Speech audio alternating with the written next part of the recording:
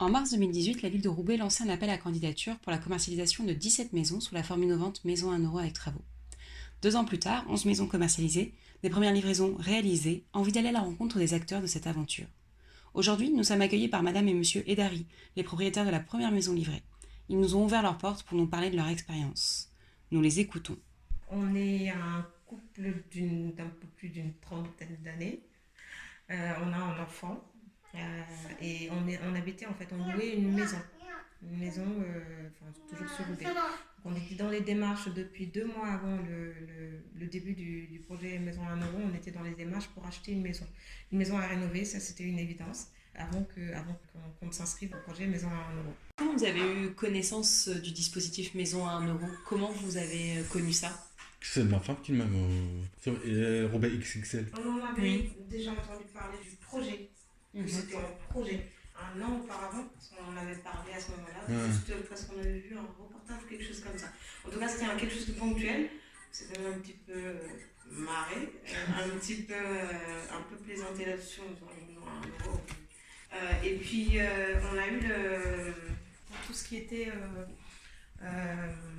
les périodiques qui passent en fait au niveau de la ville, donc les petites informations, les petits, je ne sais plus exactement lequel, mais j'avais vu Maison à 1 €. Donc je lui ai dit, pourquoi est-ce qu'on ne demande pas, pourquoi on ne poserait pas de candidature, on était déjà en train de faire les démarches pour acheter une maison.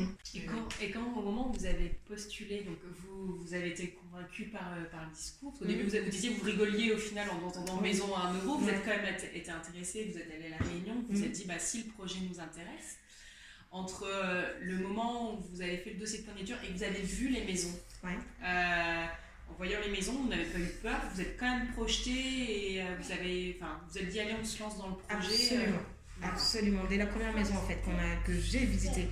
Moi personnellement, lui il avait visité les 3. Moi je travaillais à l'époque et du coup j'en avais visité 2. C'était les 2 qui m'intéressaient en fait.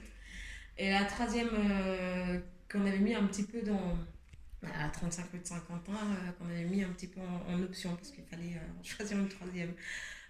Donc dès la première, donc on se rend parfaitement compte de la charge, du travail qu'il faut en fait. De toute façon, on est averti, même si on n'est pas forcément conscient, si on n'est pas du métier, on n'est pas forcément conscient de ce qu'il y a à faire. Donc on le voit de suite, mais le potentiel aussi, on le voit tout de suite.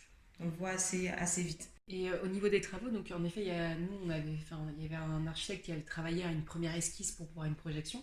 Vous, par rapport au projet qui avait été présenté sur les fiches et votre projet final, vous avez fait des modifications, des changements, des appropriations, énormément. C'était un impératif. Donc on a dès des premiers rendez-vous d'ailleurs avec l'architecte, le couple d'architectes.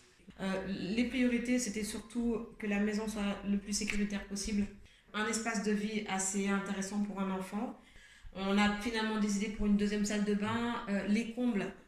La hauteur en fait sous plafond nous semblait vraiment intéressante. On ne pouvait pas passer à côté. En visitant le deuxième étage, on s'est dit que ce serait vraiment un petit peu idiot de laisser passer ça, de faire des travaux du sol au plafond, parce qu'on ne pouvait pas aménager, en profiter justement pour aménager les combles, en faire un espace de rangement ou éventuellement une autre pièce, quoi. Donc et après bon, ils ont discuté avec l'architecte qui a fait du très bon boulot.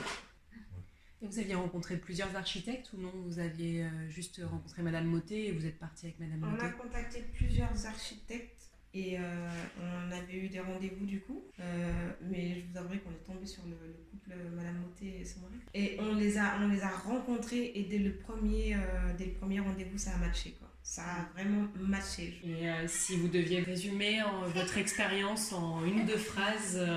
Vas-y. Vas-y. Il s'est vraiment investi à temps plein dans la rénovation de la maison. Et ça a payé du coup, parce on a intégré la maison beaucoup plus rapidement. Sincèrement, on n'a pas à se plaindre de ce point de vue-là. La maison est fonctionnelle, elle est belle, elle est agréable, elle est sécuritaire, elle est superbe. Ce projet demande un maximum d'investissement possible. Acheter une maison, ce n'est pas anodin, c'est quelque chose qui est compliqué, c'est quelque chose qui prend la tête. Et si on n'a pas un minimum, quelque chose de fort à quoi s'accrocher en soi, ça risque d'être compliqué, quoi.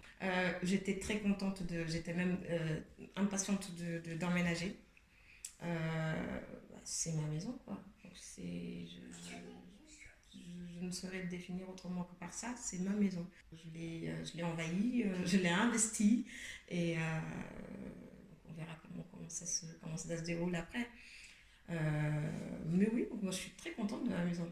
Maison à 1 euro, par contre, une expérience à renouveler. Ça, je pense que c'est un impératif, c'est quelque chose qu'il faut vraiment, vraiment renouveler. Donc merci de m'avoir donné envie de finalement m'accrocher à cette maison. Au final, quand vous dites que le dispositif est à renouveler, vous le voyez sous quel angle? C'est par rapport à la facilité peut-être, peut-être aux subventions, je sais pas, ou est-ce que c'est justement que ça permet de cibler certaines maisons qui sont vacantes et donc de travailler sur ces maisons-là et de... Alors, c'est dans les... Oui, je comprends ce que vous voulez dire, mais c'est dans les deux sens en fait. Autant ça peut permettre aux personnes pour qui l'accès à la propriété serait plus compliqué en temps normal, parce que mine de rien, avoir une maison d'un peu plus de 80 mètres carrés avec juste une dépense, un prêt de moins de 100 000 euros, c'est quelque chose.